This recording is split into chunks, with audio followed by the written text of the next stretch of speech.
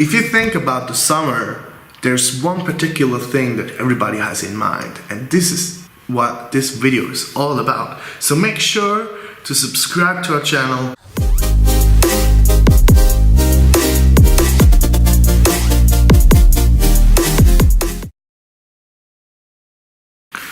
Number 8 of this list is going to the Isle of Dreams Festival in Basel, Switzerland.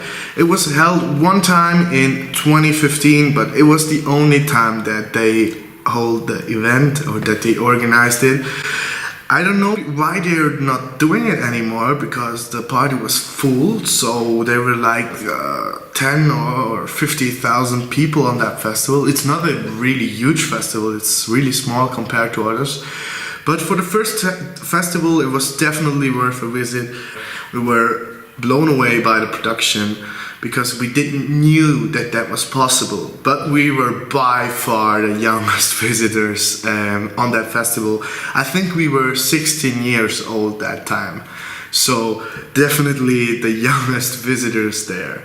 What I think was really positive about the Isle of Dreams is it was really near compared to other festivals. We had like 3 hours to go by train, and it was a huge lineup at that time. David Guetta and Calvin Harris were like the artists that are like most popular in the scene.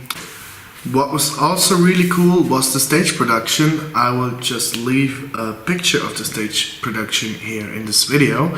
And as you can see, it's a really nice production. It's not the best, but as a first festival, it was perfect. Yeah, the organization was the only thing that they could improve. The infrastructure was not that good. You can only buy like burgers and all the fast food shit compared to other festivals where they sell really high quality food, and not only burgers and sandwiches, also some Chinese food or something, or maybe some salads or stuff, or fruits, which is really important in my opinion. And yeah, that was like the only thing that I thought was missing. Number 7 is in Germany. It's the I Am Hardstyle Festival, hosted by Brennan Hart alias Blade Masters, which is his old career kind of.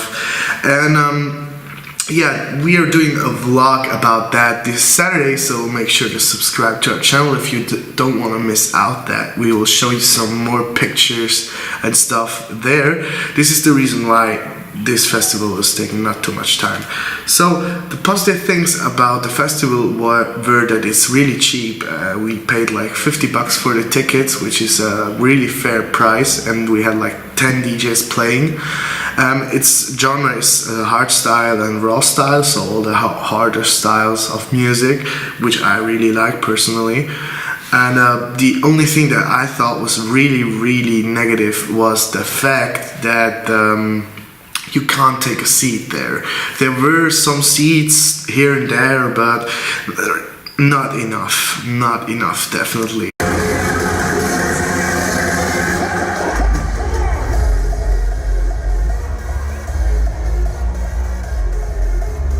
Number 6 is in Holland, in the Netherlands, in Amsterdam, and it's a party which is held during New Year's Eve. This year, or last year in 2017, it was the last edition of it, sadly. It's called Freak Show, and it's also a hardstyle festival on New Year's Eve.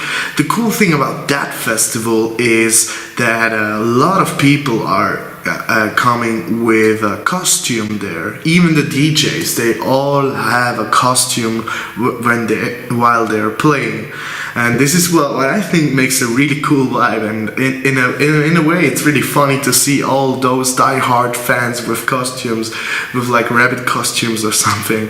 It's so funny. But there are also some negative things regarding the payment, because you have like to pay the ticket, that's clear, but then as soon as you enter the Sigodome, which is the place where the festival was, you have to buy tokens, little plastic coins, and they are not really handy.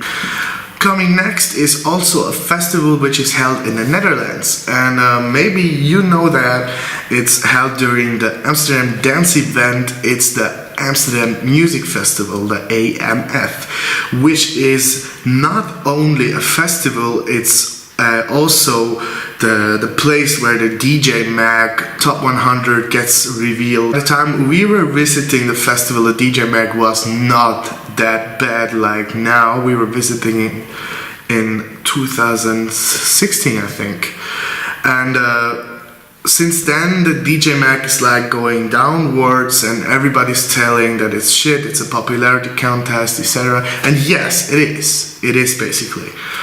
But yeah, at that time it was really popular. So that was the cool thing about that. They had like a ceremony for the DJ Mag, which I thought was really cool. And the lineup was as well really good. You have like the 4 best DJs in the world playing. At that time I think it was Dimitri Vegas and Like Mike, Hardwell, Armin van Buuren and Martin Garrix. The negative thing about the Amsterdam Music Festival was definitely the sound system. Yes, there are festivals with bad sound systems. I don't want to say that it was terribly bad, but it was really quiet compared to other festivals. So that's, maybe they changed that. But when I was visiting the AMF, the sound system was not that good compared to all the other festivals that I've been to. Number 4, we are staying in the Netherlands. As you can see, if you want to join cool festivals, you just have to go to the Netherlands or to Amsterdam specifically. This one is a bit outside of Amsterdam. It's in Arnhem, and it's the Climax, which is, in my opinion, nearly the most famous hardstyle festival in the history of mankind, because it's sold out so fast. You really have to be lucky when you try to get tickets. The tickets are not that expensive. They're like $70, I think. It's one night in Arnhem in the Gelredome, which is a football stadium, which is really cool. The stage is every year massive, and they have a topic every year. This year it was Temple of Light, for examples. In the last year it was Rise of the Celestials, I think.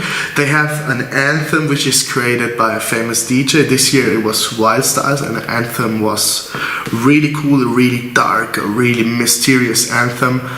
But I think the only negative thing about the Climax festival was like the huge queue lines everywhere. We have like to queue 1 hour to get in, then another half an hour to get the lockers, etc. And then every time we wanted to buy something to drink, we had to show our ID. The party was plus 18. And alcohol is plus 18 in the Netherlands, but we had to show our ID every time we wanted to buy something, and this is what really makes a festival annoying. Again, back in the Netherlands, this time in Hoofddorp. The 3rd place on this list is belonging to Mysteryland. And Mysteryland is a bit like the festival that was before Tomorrowland. It's kind of similar. The cool thing about the festival is that it is huge. It is one of the biggest festivals I've been to. They have like 16 stages or something, or 13 stages, and every kind of music is there. You have like tech house, you have future house, you have big room house, you have the harder styles of music. They even have a Thunderdome stage there, which is really cool. It's just like the old school hardcore music, which I think is not even that popular, but if you join the stage, if you're going in front that stage, it's like really nice. Which is negative about the festival is that first, it's nearly impossible to get a taxi to the hotel. We had like 4 hours for grabbing a taxi from the festival to our hotel. And the second thing, which is also not that good, is the token thing. It's the same thing. Nearly every festival besides Climax has this token kind of system, and this is what I don't really like that, because yeah, I already said it, it's not handy. Number 2, again a harder festival, and it is in Biddinghuizen, which is also in the Netherlands, and I'm talking about the DEFCON 1 festival. And here it's really difficult to find something which is not good. It's the only thing was the token that I've already mentioned in the Mysteryland part of the video. And yeah, that's the only thing I have to complain. DEFCON 1 is really a festival you should attend to if you are listening to harder styles of music, because the festival is so big, the production is over the top, the headliners there are the best hardstyle DJs in the world playing there. You have like really small stages with the underground sound of the harder styles, and you have like really big stages like the Red Stage. I'll show you a picture of this year, and this is I can't find words to describe that. And also the end show, the Power Hour, the Legends set, that was amazing. I will link down everything from every festival, the Aftermovie, in the description, that you can see what I'm basically talking about. So that was my second place for the best festivals I've ever been to.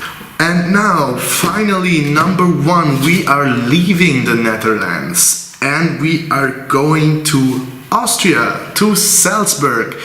Number 1 of our festival list is none other than Electric Love.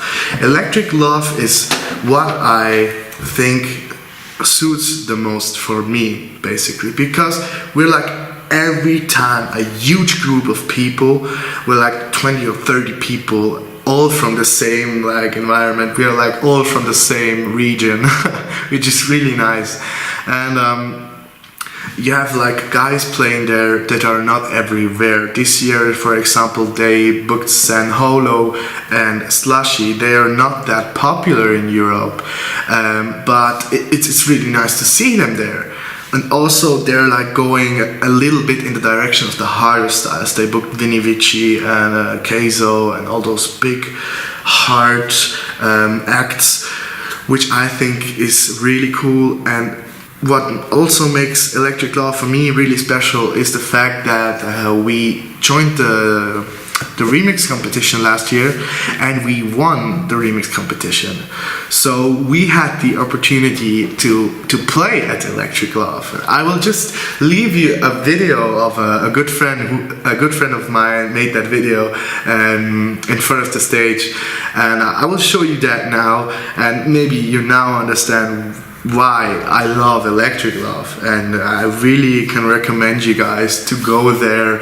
It's worth the money, and the lineup is really cool, the stages are amazing, and the people on the campsite and on the festival grounds.